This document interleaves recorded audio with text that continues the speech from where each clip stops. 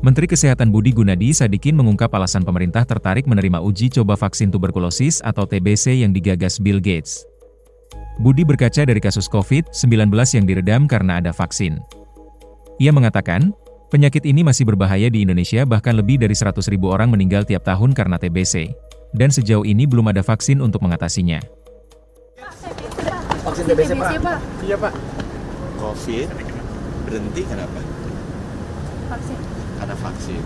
Jadi buat teman-teman ya, semua penyakit menular yang pernah menyerang kita secara drastis seperti cacar, COVID itu bisa berhenti karena ada vaksin. Ya. Jadi vaksin itu sangat dibutuhkan untuk bisa mengurangi penyakit menular. Yang kedua, TBC itu sekarang adalah penyakit menular pembunuh nomor 1 di Indonesia.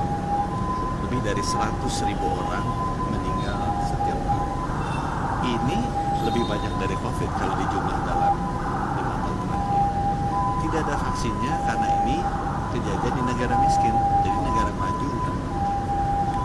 Gates Foundation sudah membiayai negara-negara vaksin TBC yang baru, terutama untuk Amerika Latin, Asia, dan Afrika. Ini negara-negara miskin yang banyak TBC.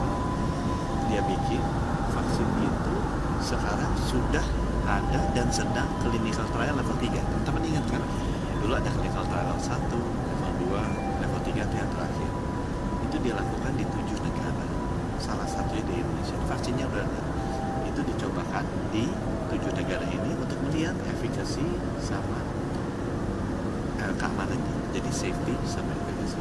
Diharapkan nanti di akhir 2028 itu bisa.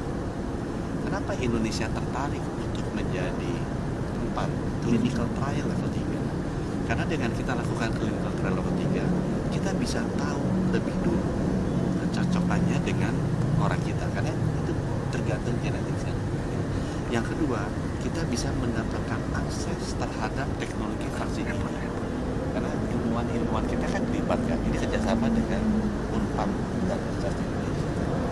Yang ketiga, kita sekaligus bisa menegosiasi.